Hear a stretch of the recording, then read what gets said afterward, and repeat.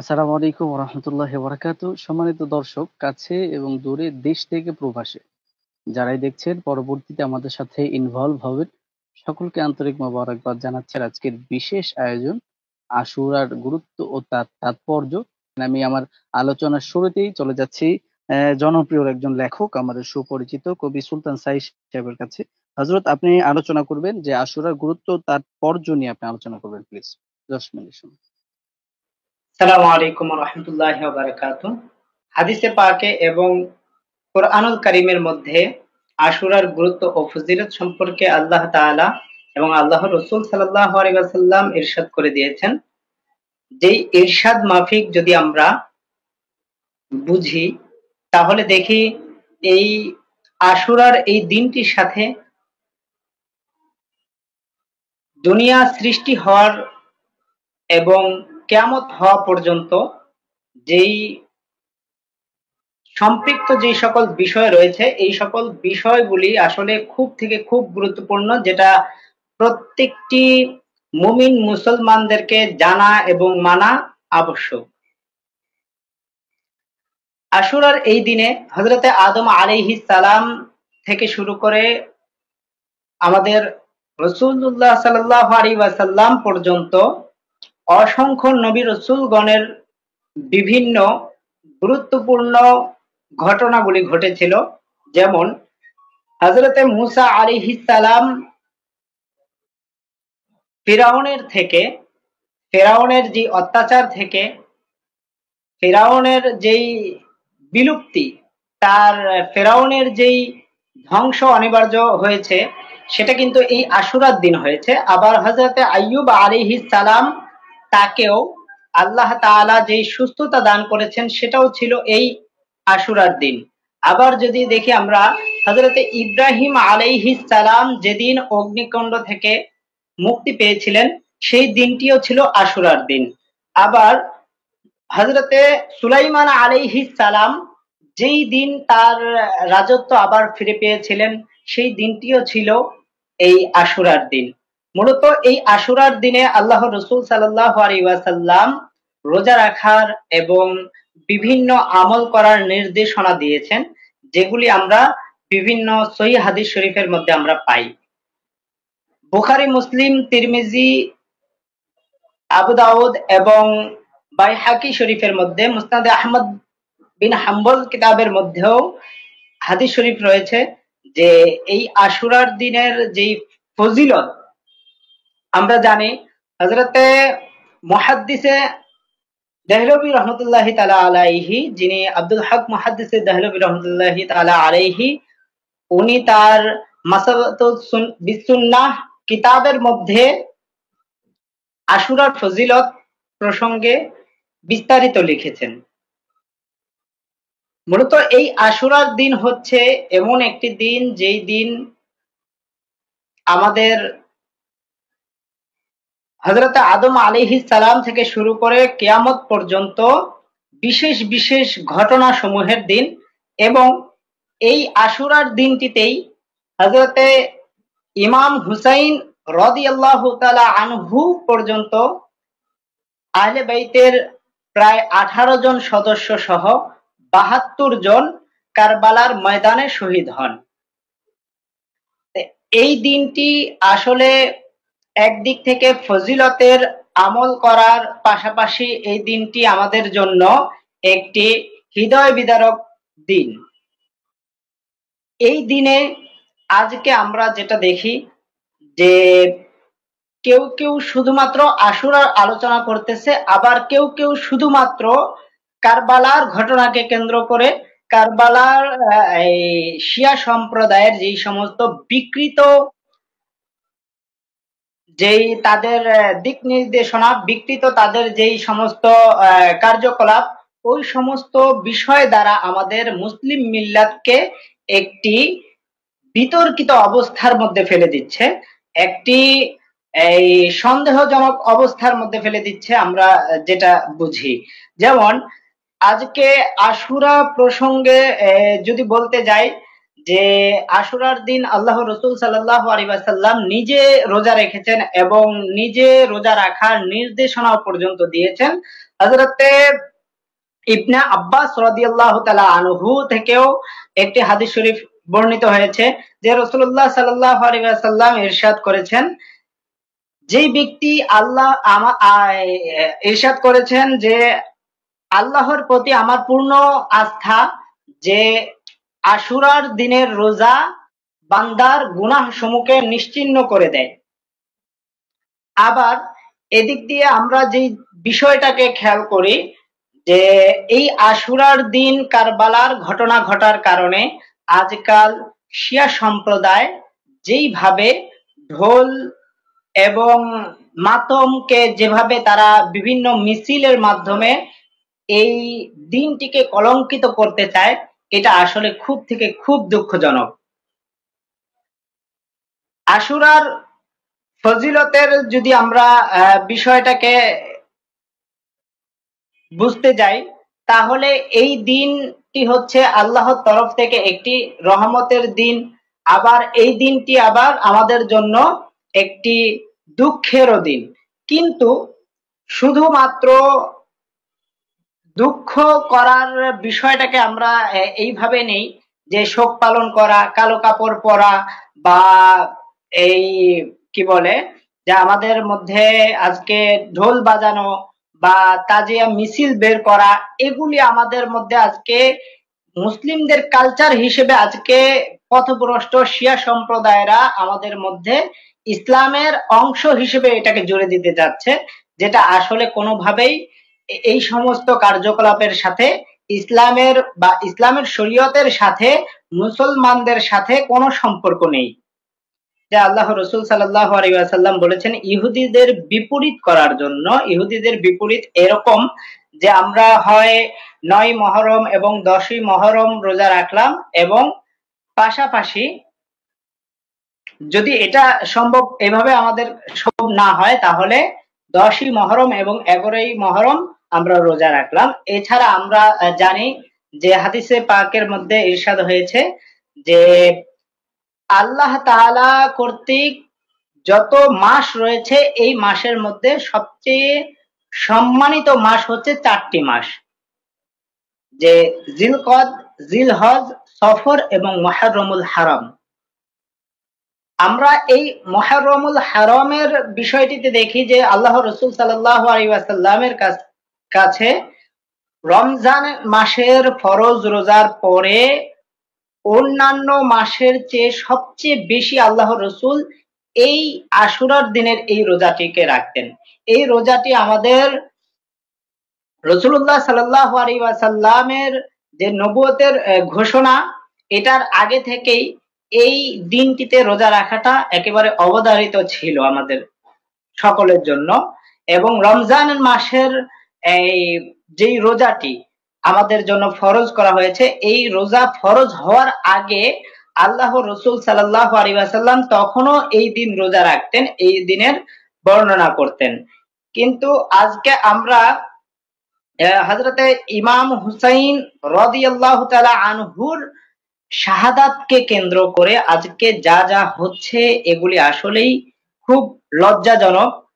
যে আজকে আমাদের দিনকে এমন ভাবে ঘুরিয়ে দেওয়া হয়েছে যে একদিকে আহলে বাইতের মহব্বতকে আমাদের অনেকে ধারণ করে, আবার আরেক দিকে সাহাবীদের গোস্তাখি, সাহাবীদের বিরোধীরাও পর্যন্ত ধারণ করছে। যে আমরা দেখি যে কারবালার সুলতান সাইদ সাহেব, আপনার কারবালার সময় অলরেডি শেষ হয়েছে। আপনি প্লিজ সংক্ষিপ্ত করবেন, 30 সেকেন্ডে শেষ করবেন। জি জি, যে কারবালার বয়ান করতে গিয়ে অথবা কারবালার সাথে কারা সম্পৃক্ত এটাকে করতে গিয়ে হযরতে আমির মুআবিয়া রাদিয়াল্লাহু তাআলা আনহুকে পর্যন্ত এখানে দোষারোপ করা হয়। এবং এবং আমাদের দেখি যেটা হযরতে ইমাম হুসাইন রাদিয়াল্লাহু তাআলা আনহুর শাহাদাতের পেছনে আমির মুআবিয়া আপনার সময় শেষ হয়েছে, প্লিজ। জি, এই আলোচনার দ্বিতীয় সেকেন্ড যে আলোচক আমাদের শাহ সুফি কাজী জাবের আহমদ আল জাহাঙ্গীর সাহেবের কাছে চলে যাচ্ছি। মোহতারাম, আপনি কি আমাকে শুনতে পাচ্ছেন? জাহাঙ্গীর জাবের সাহেব, আপনি আমাকে শুনতে পাচ্ছেন কিনা? জি, শুনতে পাচ্ছি। আমার কথা শুনতে পাচ্ছেন? জি জি, আপনি আলোচনা করবেন প্লিজ। আপনার ভিডিওটা ঠিক রাখবেন, ভিডিওটা চালু রাখলে ভাই। জি, এটা শুনতে 2 পাচ্ছি। হয় আপনার না। ভিডিওটা চালু করবেন প্লিজ, একটু জি, ফেসটা দেখা যেন যায়? আপনার ক্লিয়ার থাকে। জি প্লিজ বলবেন, আমার এখানে নেট। জি জি জি জি জি, বলবেন প্লিজ। আসসালামু আলাইকুম ওয়া রাহমাতুল্লাহি ওয়া বারাকাতুহু। জানে मन ने सरम ওকে, बनामे জি हुसैन मुनामे गुलामे गुलामाने हुसैन शाह हस्ते हुसैन बादशाह हस्ते हुसैन दीन हस्ते हुसैन दीन पना हस्ते हुसैन सरदाद नदाद दस्त दर दस्त यजीद हक्का के बिनाए ला इलाहा हस्ते हुसैन। আজকে আমাদের মাননীয় সঞ্চালক মাওলানা ইমরান মাহমুদ ভাইজানকে অসংখ্য ধন্যবাদ জানিয়ে এবং বিজ্ঞ আলোচক আমার আরেক ভাই কবি সুলতান সাইদ ভাইকে আন্তরিক অভিনন্দন জানিয়ে এই কারবালা 10ই মহররম, আগামীকালকে 10ই মহররম, আজকে 9ই মহররমের দিনে আশুরা এবং 10ই মহররম কারবালা উপলক্ষে কিছু আলোচনা করার জন্য আমন্ত্রণ জানিয়েছেন। আমি আপনাদেরকে আন্তরিক ধন্যবাদ জানিয়ে আমার আলোচনা শুরু করতেছি। একটু সামনে দিলে ভালো। আমার মুর্শিদ কেবলা ও কাবা চেরাগে জান শরীফ কালান্দার বাবা জাহাঙ্গীর বা ইমান আল সুরেশ্বরী ফিয়ানহু 28 খানা কিতাব লিখেছেন সুফিবাদের উপরে, এবং আমরা হানাফি মাযহাবের এবং নকশবন্দিয়া মুজাদ্দিদিয়া তরিকার যারা বিজ্ঞ আলেম আছেন এবং পৃথিবীর সমস্ত আল্লাহর ওলিগণের কে ভক্তি এবং শ্রদ্ধা জানিয়া আলে মুহাম্মদকে, আলে রসুলকে এবং সমস্ত আম্বিয়া একরাম আলাইহিস সালাতু ওয়াস সালামের কে ভক্তি ও মহব্বত জানিয়ে আমি শুরু করতেছি। আসলে দুইটা জিনিস আমরা দেখতে পাই, দুই জায়গায় শুনি। একটি বলে আশুরা, একটি বলে কারবালা মহররম। মানে যারা আশুরা এবং কারবালা, যখন আপনি আশুরা এবং কারবালা দুই বিষয় আলোচনা শুনবেন বিভিন্ন আলেমে দ্বীনের কাছ থেকে, বিভিন্ন গবেষকদের কাছ থেকে, একটুই পাবেন। যারা আশুরা নিয়ে আলোচনা করে তারা দেখা গেছে কারবালা নিয়ে অতটা বলতে চায় না, আবার কারবালা নিয়ে যারা করে তারা আশুরা নিয়ে করতে চায় না। তো বাবা জাহাঙ্গীরের বাণী থেকে আমি বলতেছি, গোলক দাদার 10ই মহররম, আমরা 10ই মহররমের দিনে বিভিন্ন ঘটনার বয়ান পেয়ে অনেকেই খুশি হই, অথচ ঘটনাগুলো এমন সময়ে ঘটেছে যখন পুঞ্জিকা তথা ক্যালেন্ডারের জন্মই হয়নি। এত পুরাতন এবং প্রাচীন ঘটনাগুলো 10ই মহররমের দিন ঘটে যাবার মধ্যে আপনারা সবাই একমত হতে পারলেন, যিনি সর্বশেষ এবং সর্বশ্রেষ্ঠ নবী, যার জাহিরি আগমন জন্ম এখনো 1500 হতে বেশ কিছু বছর বাকি আছে, 1500 বছর এখনো হয় নাই, সেই মহানবীর জন্ম এবং পর্দা গ্রহণের দিনটি নিয়ে এত মতভেদ দেখতে পাই কেন? এটা হলো প্রশ্ন। কেন এক দল বলেছেন 9ই রবিউল আউয়াল, পক্ষান্তরে অন্য দল বলছেন 12ই রবিউল আউয়াল, আবার 8ই রবিউল আউয়ালও বলছেন অনেকে, এমনকি অনেকে তো প্রথম, দ্বিতীয় এবং তৃতীয় রবিউল আউয়াল হতে পারে বলে একদম ভিন্ন মত পোষণ করছেন। যিনি সর্বশেষ এবং একদম লেটেস্ট নবী, তার জন্মদিনটি নিয়ে আপনাদের মতো মহাজনেরা একমত হতে পারলেন না, অথচ যখন ক্যালেন্ডারেরই জন্ম হয়নি তখন 10ই মহররমের দিনে নবী আদমের তওবাটি আল্লাহর দরবারে কবুল হয়েছে বলে সবাই একমত হয়ে গেলেন। 10ই মহররমের দিন নবী আদমের তওবা কবুল হইল, এটা সবাই একমত হয়ে গেল। শুধু কি তাই, নূহ নবী, ইব্রাহিম নবী, দাউদ নবী এবং ইয়াকুব নবী সহ সকলের আনন্দের ঘটনাগুলো ঘটে যাবার নির্ভুল তারিখ 10ই মুহররমটা চোখ বন্ধ করে বলে দিতে পারছেন। আরো একটি অবাক করার কথা বলছি, আর সেটা হলো কোরআনের 114টি সূরার মধ্যে কোন সূরাটি মক্কায় আর কোন সূরাটি মদিনাতে নাজিল হয়েছে এ নিয়ে বিরাট মতভেদ রয়েছে। সন, মাস এবং কোন তারিখে নাজিল হয়েছে সে বিষয়টি কেউ ঠিক করে বলা তো দূরের কথা, বরং মক্কা না মদিনাতে নাজিল হয়েছে সেটাই ঠিক মতো বলতে পারছে না। কি ভীষণ লজ্জার কথা যে আমাদের মহানবীর জন্ম এবং পর্দা গ্রহণের দিনটিতে সবাই একমত হতে পারলেন না, এবং লেটেস্ট নবীর অনুসারী হয়েও কোরআনের সূরাগুলো কোথায় দিনে ঘটে গেল এই বিষয়ে আপনারা সবাই একমত হতে পারেন। কোথাও যেন একটা ষড়যন্ত্রের গন্ধ বেরোচ্ছে।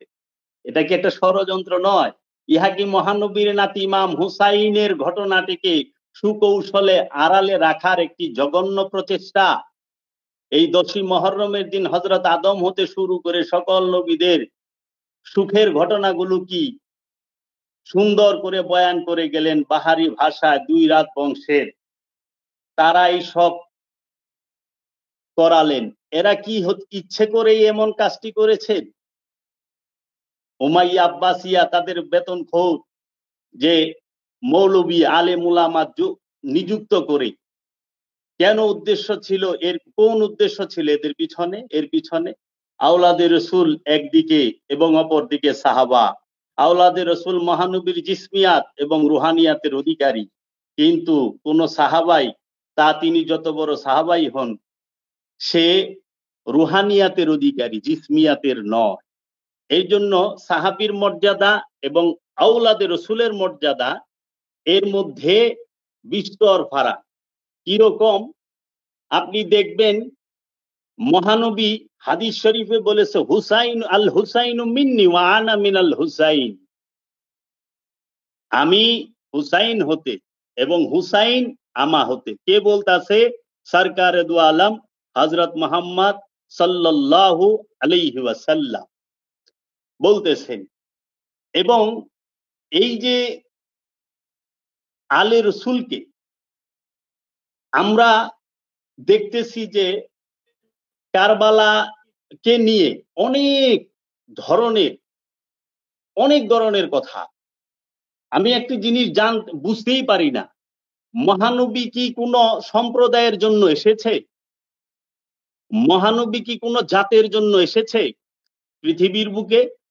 মহানবী কি কোনো ফেরকা? না, মহানবী কুল কাইয়্যিনাতের রহমত, কুল কাইয়্যিনাতের। আলে রসুলও কুল কাইয়্যিনাতের জন্য রহমত।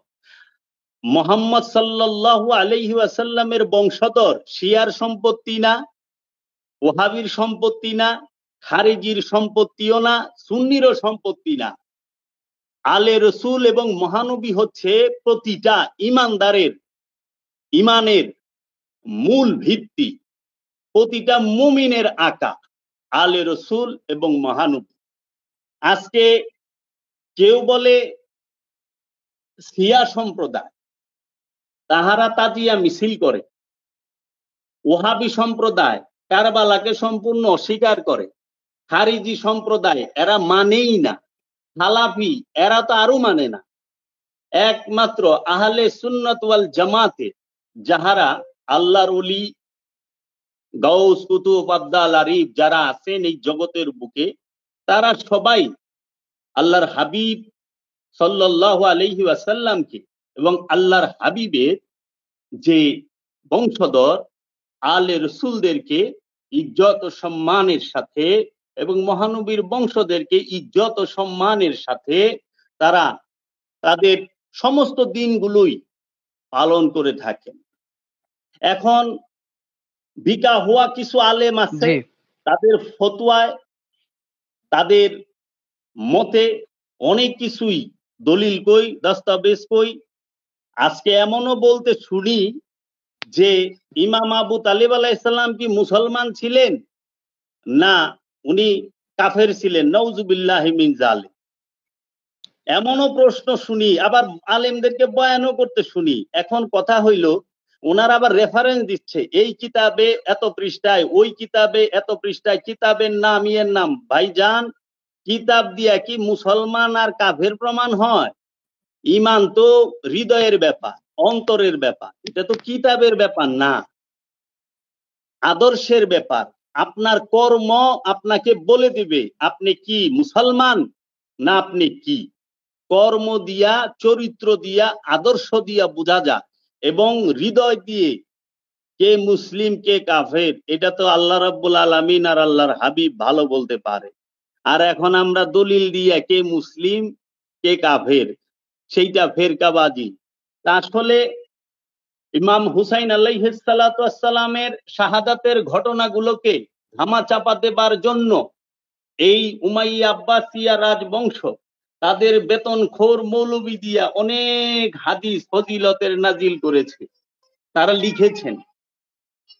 লিখেছেন এই হাদিসগুলা লিখেছেন কেন?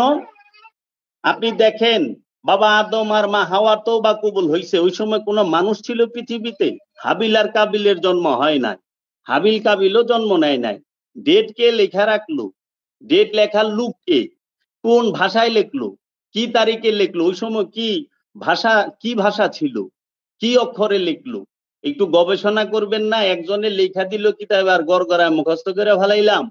আচ্ছা, নূহ নবীর কিস্তি ডুবছে, নূহ নবীর কিস্তি জুদি পর্বতে ভিড়ছে প্লাবন থেকে।